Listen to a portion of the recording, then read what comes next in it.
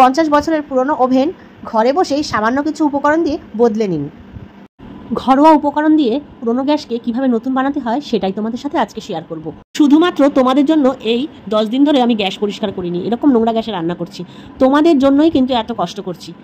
হ্যাঁ বন্ধুরা, সত্যি বলছি, তোমাদের সাথে এই ভিডিওটা শেয়ার করব বলে 10 দিন ধরে আমি গ্যাস মুছিনি। দেখো তো 10 দিনে আমার গ্যাসের অবস্থাটা কি হয়েছে। কেউ বলবে আমার এই গ্যাসটা 1-2 মাস আগেই কেনা, দেখো কীরকম নোংরা হয়েছে। তোমাদের জন্য কিন্তু পরিষ্কার করিনি, জমিয়ে রেখেছিলাম যাতে তোমাদের সাথে ভিডিওটা শেয়ার করতে পারি। আজকে কিন্তু তোমাদের সাথে এমন একটা লিকুইড বানিয়ে এই গ্যাস পুরনো থেকে নতুন করব, তোমাদের সাথে কিন্তু এটাই শেয়ার করব। সো তোমরা ভিডিওটা স্কিপ না করে পুরো ভিডিওটা দেখবে। দেখো ওই পুরনো গ্যাসটাকে কিভাবে নতুন বানালাম, দেখতে ভালো লাগছে? কিভাবে বানালাম সেটা তো দেখতে হবে। তো বেশি দেরি না করে ভিডিওটা দেখা স্টার্ট করো, আর আমি ভিডিওটা শুরু করা স্টার্ট করি। আমার পুরনো গ্যাসটা নতুন আমি কিভাবে বানালাম। হেই গাইস, সালাম আলাইকুম, কেমন আছেন সবাই? আশা করি আল্লাহর রহমতে সবাই ভালো আছেন। আমি অনেক বেশি ভালো আছি। চলে এসেছি কিন্তু আজকে একটা নতুন ভিডিও নিয়ে তোমাদের সাথে শেয়ার করছি।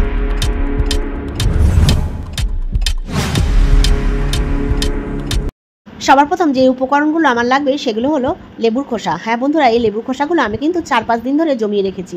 আর তারপরে দেবো 2 চামচ ভিনিগার, আর তারপরে দেবো 2 চামচ বেকিং সোডা, তারপরে দেবো 2 চামচ মোটা লবণ। হ্যাঁ বন্ধুরা, মোটা লবণ। আর তারপরে এই যে ভিম সাবানটা আমি ঘষে নেব। তোমরা কিন্তু ভিম লিকুইডও ইউজ করতে পারো। আমার কাছে লিকুইড ছিল না বলে আমি কিন্তু সাবানটা এইভাবে একটু ঘষে নিয়েছি। এরপর ঘষার পর আমি দেবো গরম জল।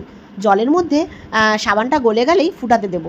যদি আমার কাছে লিকুইড থাকতো তাহলে কিন্তু এরভাবে শেক করতে হতো না, আমি কিন্তু ডাইরেক্ট সিদ্ধ দিতেই বসিয়ে দিতাম। এবার দেখো লেবুটা ভালো করে সিদ্ধ হয়ে গেলে তখন কিন্তু এই জলটা কিছুটা নেওয়ার পরে নেব 2-4 চামচ হারপিক দিয়ে কী করব সেটা তোমাদের সাথে শেয়ার করি। ওদিকে কিন্তু ওই জলটা ফুটাতে বসিয়ে দিয়েছি। ওই জলটা ফুটিয়ে যখন অর্ধেক হয়ে যাবে তখনই কিন্তু ওই জলটাকে আমি নামাবো। আর এখন কিন্তু ওই বার্নাল পরিষ্কার করার জন্য ওই লিকুইডটা নিচ্ছি, আর নেব হারপিক আর এই যে বার্নাল। এবার দেখো বন্ধুরা, বার্নালগুলো কতটা কালো আমার। ভেজানোর সাথে সাথে দেখো বন্ধুরা কীরকমভাবে রং চেঞ্জ হচ্ছে। তোমাদেরকে দেখাচ্ছি, এটা ভালোভাবে ভিজিয়ে নাও, তারপরে তোমাদেরকে আমি উল্টে পাল্টে দেখাবো। কুমকুম গরম জল নিলে হবে না কিন্তু বন্ধুরা, ফুটানো গরম জল নিতে হবে। ওটাকে আধা ঘন্টার জন্য ভিজিয়ে রাখো। এরপরে চলে আসছি ওভেন ক্লিন করতে। ওভেনের মধ্যে দেখো বন্ধুরা কিছুটা হারপিক দিয়েছি। হারপিক কিন্তু দেওয়ার সাথে সাথেই ওই গরম জলটা দিতে হবে। আগে কিন্তু ওভেনে গরম জল দেবে, হারপিক কিন্তু শুকনো অবস্থায় দেবে না। শুকনো অবস্থায় হারপিক দিলে গ্যাসের যে স্টিলটা আছে ওই স্টিলটা কিন্তু কালো হয়ে যাবে। তাই জন্য আগে কিন্তু ওই যে লিকুইডটা বানিয়েছিলাম লিকুইডটা ছড়িয়ে তার উপরে হারপিক দেবে, না হলে কিন্তু তোমাদের বার্নালটা গ্যাসের যে স্টিলটা আছে ওটা কিন্তু একদম কালো হয়ে যাবে। তাই সবসময় মনে রাখবে লিকুইডটা দেওয়ার পরে হারপিক দেবে। আর হারপিক দিয়ে 1 সেকেন্ডও দাঁড়াবে না, সঙ্গে সঙ্গে ঘষা শুরু করবে। আর বারবার ওই গরম লিকুইডটা একটু দিয়ে ঘষবে যাতে কোনো রকমভাবে শুকিয়ে না যায়, ভিজে থাকে। না হলে কিন্তু এই যে স্টিলটা আছে কালো হয়ে যাবে, দেখতে কিন্তু তোমাদের গ্যাসের ওভেনটা খারাপ লাগবে। তো বন্ধুরা দেখো আমি কিভাবে করছি। একটা নিয়ে নিলাম আমি তারের মাজুনি। হ্যাঁ, তারের মাজুনি দিয়ে ভালো করে ডলবো। তার আগে কিন্তু বন্ধুরা অবশ্যই প্লাস্টিক ঠিক এইভাবে হাতে গুজে নেবে, না হলে কিন্তু হাতে যদি না বাঁধো তাহলে কিন্তু হারপিকে হাত কিন্তু চুলকাবে। এরপরে দেখো বন্ধুরা ভালো করে ঘষার পরে একটা পেন বা সেফটি পিন নিয়ে নেবে,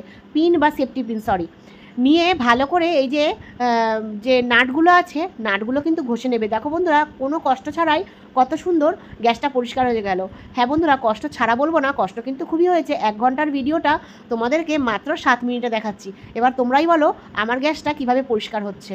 দেখো তো গ্যাসের যে স্টিলটা ছিল ওটা চেঞ্জ হয়েছে কিনা, তোমাদেরকে বিফোর আফটার অবশ্যই দেখাবো। দেখো আমার গ্যাসের যে স্টিলটা ছিল ওটা কতটা নোংরা ছিল, এখন কিন্তু গ্যাসের স্টিলটা অনেকটা পরিষ্কার হয়ে গেছে।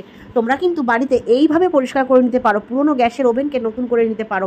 পয়সা দিয়ে বারবার নতুন ওভেন না কিনে পুরনো ওভেনটাকেই এইভাবে নতুন করে নিতে পারো। যাদের বাড়িতে এরকম আমার মতন কাঁচের ওভেন আছে তাদের জন্য কিন্তু এই টিপসটা বেশি জরুরি। যাদের স্টিলের ওভেন তাদের কিন্তু বার্নাল, আবার ট্রে, এই যে স্টিলের যে ট্রেটা থাকে গ্যাসে ওই ট্রে, তারপরে উপরে ঝাঁঝরি, এগুলো কিন্তু আলাদা আলাদা পাটে খোলা যায়।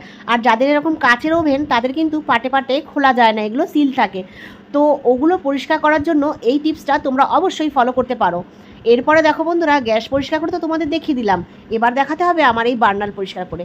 এবার দেখো বার্নালটা তোমাদেরকে দেখাই কত সুন্দর পরিষ্কার হচ্ছে। এ দেখো ভিজিয়ে রেখেছি, হাত দিয়ে দেখো হালকা প্রেস করলেই কিন্তু নোংরাগুলো বেরিয়ে আসছে। এবার এইটা কিন্তু গরম অবস্থায় করতে হবে।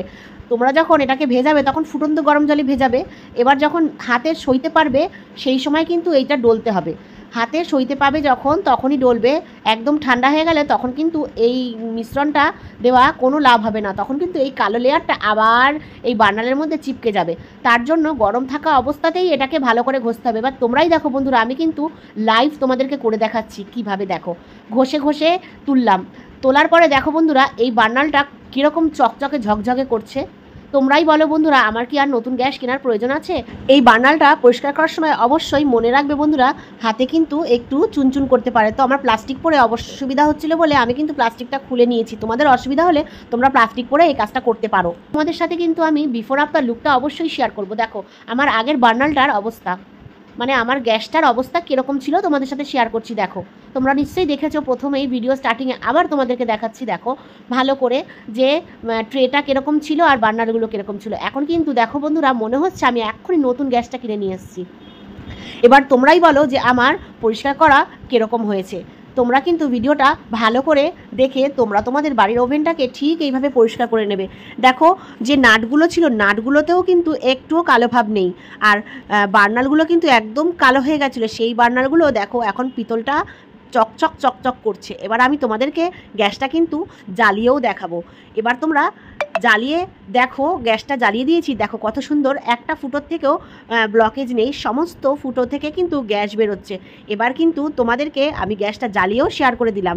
বন্ধুরা যারা যারা এখনও পর্যন্ত আমার সাথে আছে অবশ্যই কমেন্টের মাধ্যমে জানাবে যে আমার এই গ্যাস মোছার ভিডিওটা, মানে গ্যাস পরিষ্কার করার ভিডিওটা তোমাদের কেমন লাগলো। এই যে সুইচগুলোও কিন্তু আমি সেফটি পিন দিয়ে একটু খুঁচিয়ে খুঁচিয়ে নোংরা তুলে পরিষ্কার করে দিয়েছি। আর এরপরে তোমাদের সাথে পুরো গ্যাসটা দেখালাম। এবার তোমরাই বলো আমার এই গ্যাস পরিষ্কারের ভিডিওটা কীরকম লেগেছে। তোমরা কিন্তু অনেক দিন ধরেই রিকোয়েস্ট করেছিলে, এই ভিডিও রিকোয়েস্ট করেছিলে ডিপেনটেক্স ব্লগস থেকে সাথী। আর বন্ধুরা দেখো গ্যাস পরিষ্কার করার পরে এই যে লিকুইডটা আমার বেঁচে গেছে, এই লিকুইডটা কিন্তু আমি অবশ্যই ফ্রিজে রেখে দেবো। এই লিকুইডটা দিয়ে কিন্তু আমি সারা সপ্তাহ এবার গ্যাস পরিষ্কার করব। তোমাদের জন্য কিন্তু আমি রেখে দিয়েছিলাম পরিষ্কার করব বলে, গ্যাসটা এরকম নোংরা, তাই নোংরাও গ্যাসটা যাতে আমার আর নোংরা না হয়, তাই কিন্তু এই লিকুইডটা দিয়ে আমি রেগুলার পরিষ্কার করব। লিকুইডটা অবশ্যই ফ্রিজে রেখে দেবেন। আর যদি কোনো নতুন টিপস জানতে চান অবশ্যই কমেন্টের মাধ্যমে জানাবেন। লাইক করতে ভুলবেন না। আল্লাহ হাফিজ।